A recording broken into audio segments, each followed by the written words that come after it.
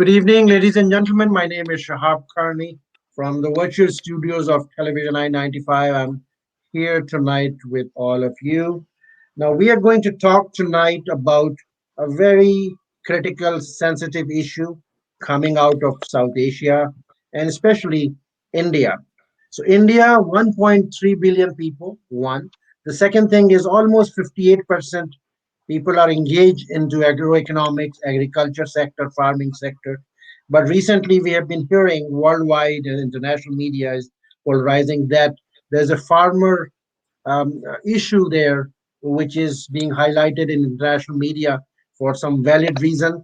So I have invited a very selected and very well aware panel tonight with me. I have Varinder ji. Varinder, welcome. Ji.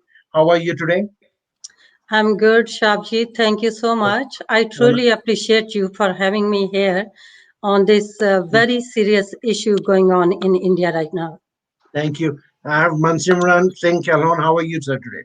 Very well. Thank you so much, Mr. Thank you. Carney. And I have Manmeet Singh ji. Thank you very much, sir. Thanks, Rob. So to begin with, I'm going to ask, as we keep saying, ladies, and not only that, I'll go to Varendraji. Please explain to us what exactly this is and what is happening. What is the issue? Yes, Shabji, I will introduce myself as a daughter of a farmer, a daughter of India. As we all know that in India, land is a mother, and we all, mothers, sisters, daughters, we stand tall in solidarity with our brothers, fathers, and sons. What's going on in India right now? It's really a serious matter. Indian government passed three unjust laws which are not in favor of farmers. I believe farmers know more than anybody else what they need in their farming and what these laws, in which way these laws gonna harm to them. They are not happy with these laws and they're requesting government to repeal these three laws. That's why they're protesting all over in India. So, Mansimranji, do you want to add something? What exactly the issues are and why we see so much, polarization recently? What has happened? Right. I'd like to visit the root of the actual, the bills. Right. The root was a WTO report back in 2016-17 era that was brought to India, and the report said that the amount of people that we have, because you have to look at it from a grand scheme of things, China has the largest population. India is number two. And that report mentioned this. And it mentioned that the return on human population, human capital, and land capital isn't being made in the country there. And the issue there is that the government took that as a sort of signal to bring in the private sector into agriculture, which is heavily non business related there. It's like what happened in the U.S. in the 1960s and 70s when big ag came, when large corporations were then, brought into farming.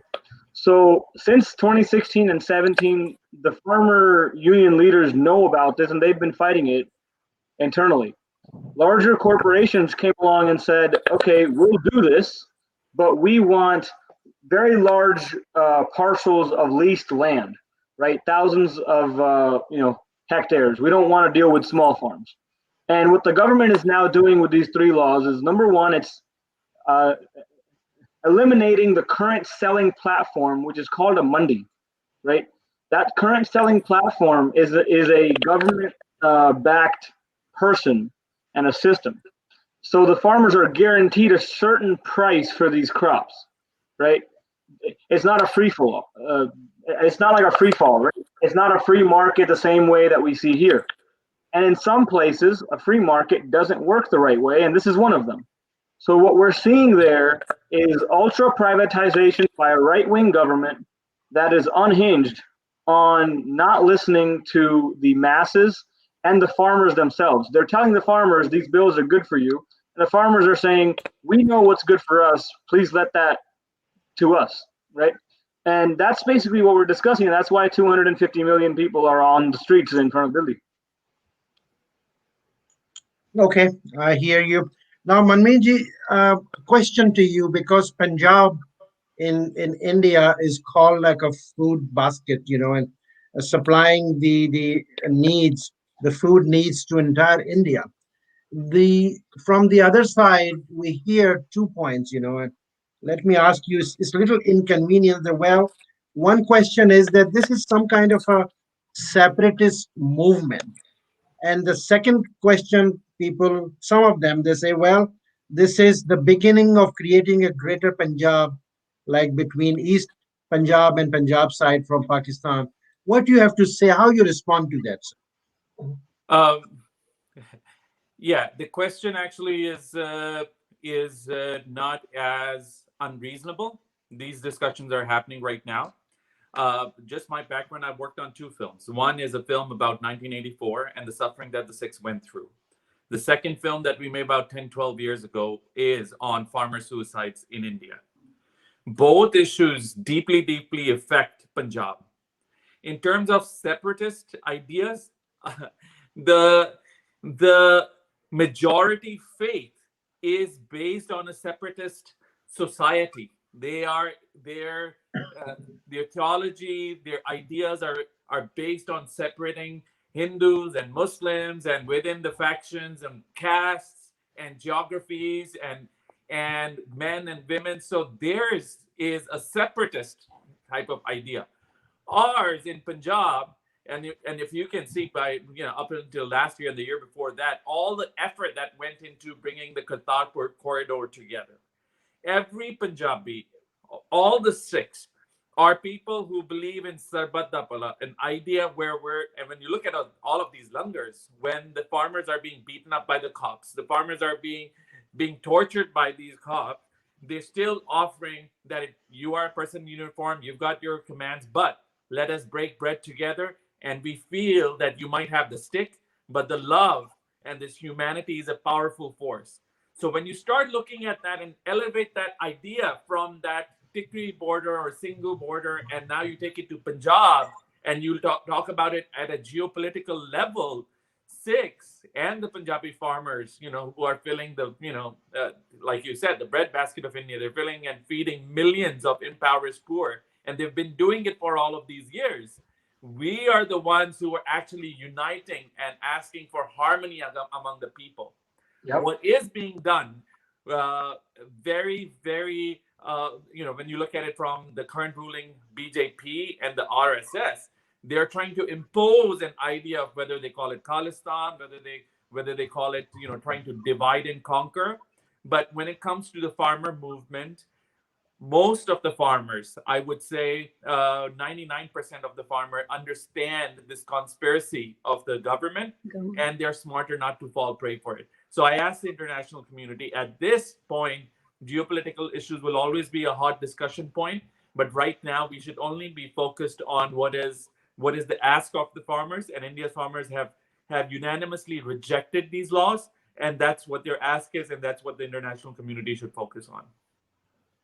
Excellent answer, sir. Now I'm coming to you, Varendraji. Now let me show you a slide, and then my question will follow up. Viewers, please see, this says how women are leading the farmers movement. So my question to the lady on the panel here is, please enlighten us what is happening. Yes, Mr. Saurabh. Women are supporting farmers shoulder to shoulder. And I would like to say here, they are not just supporting, they are leading this protest, because the daughters of farmers, the wives of farmers, not uneducated anymore. They are well educated. There are doctors, there are engineers, there are astronomers, lawyers, all kind of women are there in the protest. They are helping farmers there with the medical camps. They're helping farmers, whoever needs anything going with the law system, any cases, any names filed in the courts. So they are going to help them in law system.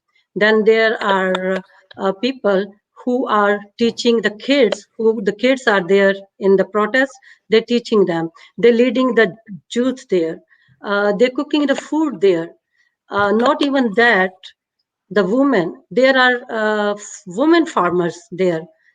So in 2011, there came law for a woman farmer, but it never came forward. It was never visible because of the lack of government. But now women understands you have to work to eat, but even working hard, you don't get enough to eat, then there is a problem. So all the women knows that with these laws, there's going to be a problem on each household. So everybody is coming forward. They stand with the farmers because nobody wanna take a back seat. So that's why all the mothers, all the daughters, all the wives, they are sitting on the borders in chilling, bone chilling nights and days. They are wearing green and yellow scarves. They are showing that they are with the farmer, just standing in the solidarity with the farmers. Thank you. Now, all three of you play vital role because you're living in North America, for say. And I'm going to ask this question to Mansimranji that, well, being living in United States, for this peaceful kind of a movement, what do you see the role that you guys can play, especially around Washington area? What will be your take on that? Right. So in any community, the diaspora always has a very strong voice, and if they don't, they must. The diaspora of Punjabis, Sikhs, Indians, if you will, is very strong, and you can see through since November, really, throughout every metropolitan area in the world, not just North America, in the world. Uh, you have New Zealand, Australia, Europe, uh, various countries there, Canada, US. Every metropolitan area has seen a large protest rally uh, in solidarity with these farmers that you've not seen before. And I think one message that the elected officials of the host countries of our diaspora should take note, that all of these people gathering in metropolitan regions in front of the consulates, they are your constituents. They are voting citizens of your districts. So the issues that matter to these constituents back home, whether it's not our literal home, but it's our cultural home, those issues will matter. And the silence of some is noted. It's not just noted, it's very deafening too. And those who are coming out in support, we will always be thankful for. Something I want to mention to your last question that you asked my brother Manmeet Singh, to those who are questioning this movement as a separatist, or those kind of conversations, which India is always very, very eager to blame anybody that questions things they do by those questions, is that look at the photos, look at the videos, go to the ground. Every tractor on there, whether separatists who actually are separatists like it or not, every tractor down there has an Indian flag. They are like, my message to that government in that country, India, right now is this: these are your constituents, these are your voters, and these are your tax-paying citizens. They have, like, the problem is that they have the right to express what they're doing right now. But the international media right now, I think now, very recently, after Twitter sort of blasted off, after certain celebrities tweeted about this, like Rihanna, the conversation becomes, India has always portrayed itself as a democratic, democracy-loving country. when you're throwing tear gas and water cannons at farmers, when you're planting nails in the roads, when you're using JCBs to plug out, built roads so farmers can't travel, you're no longer a democratic country. You've become what fascism really looks like.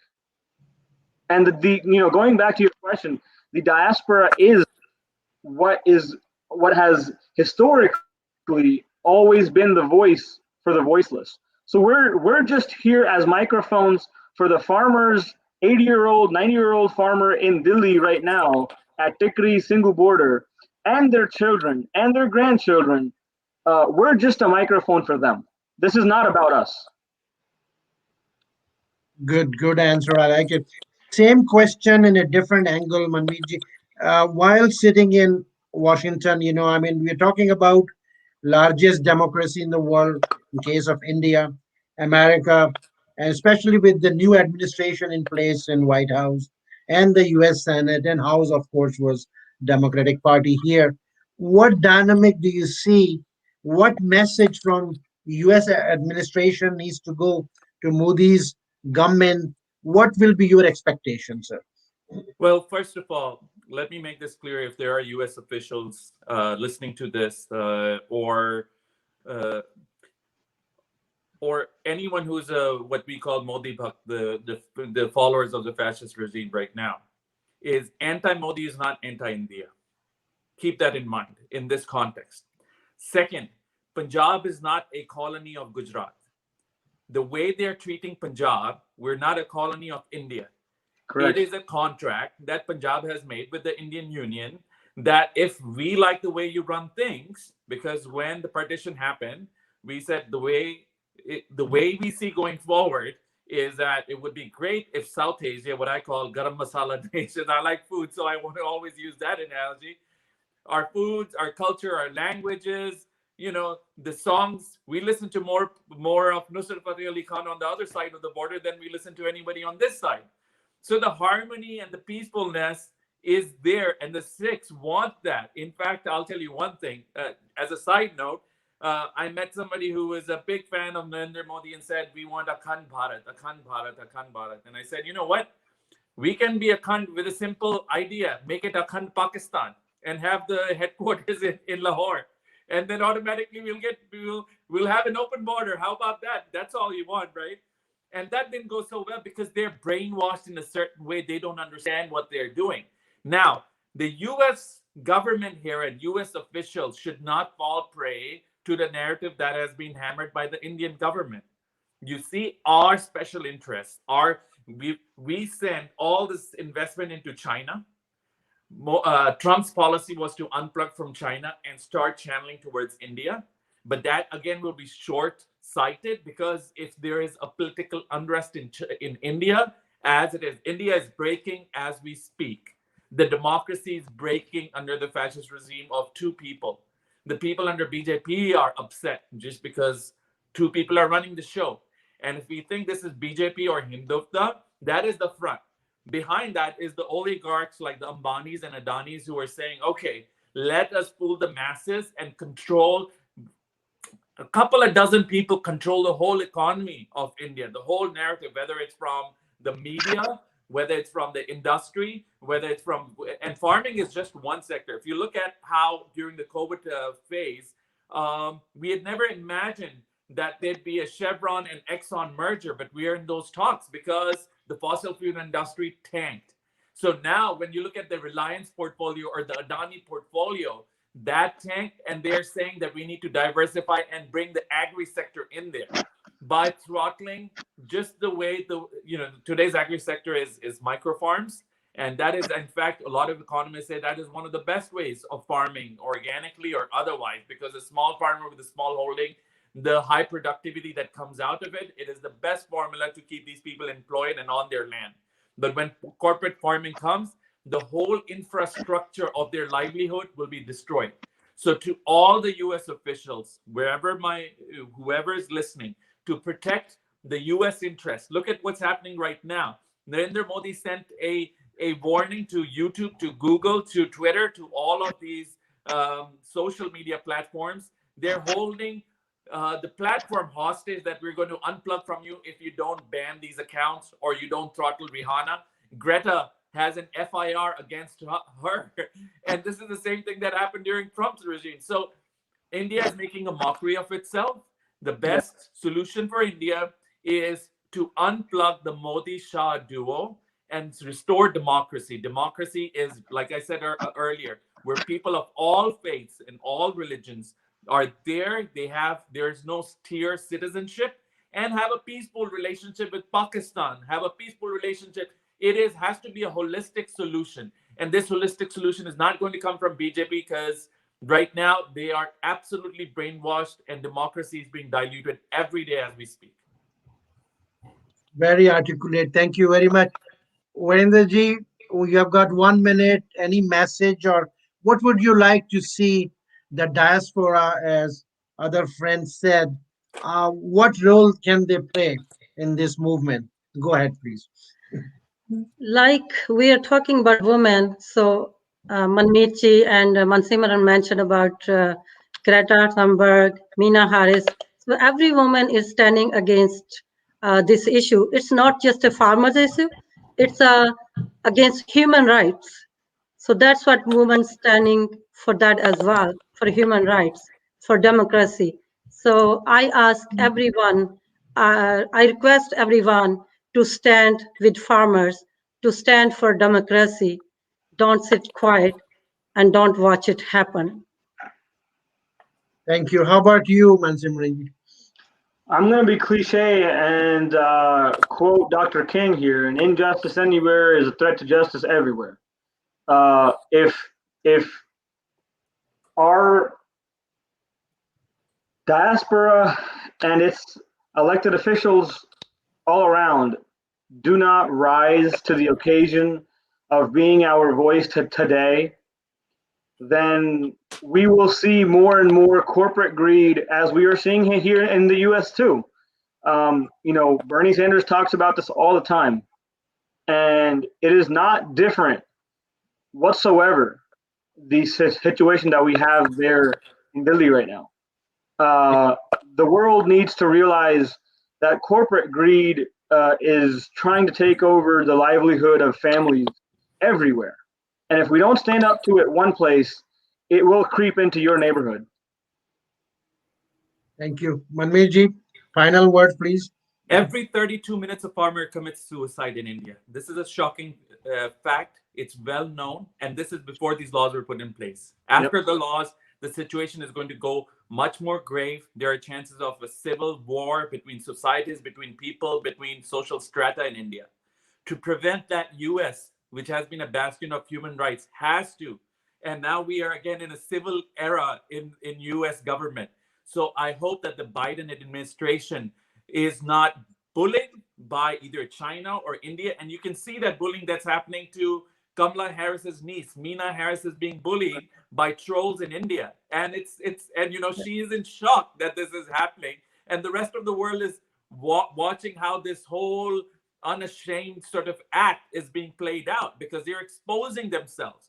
So Despicable. I hope that the Biden administration puts their foot down and says, if the farmers don't want this law, then you really don't need to bring this law. And let us talk about other bigger issues, whether it's demonetization, how it was handled, whether it was GST, how India, as they want to be on the Security Council in the UN, they have to get their act together. And I hope the US is able to, put its foot down and make sure that they behave like a democracy. So that's it. Thank you. Thank you very much, Well, lady and the gentlemen.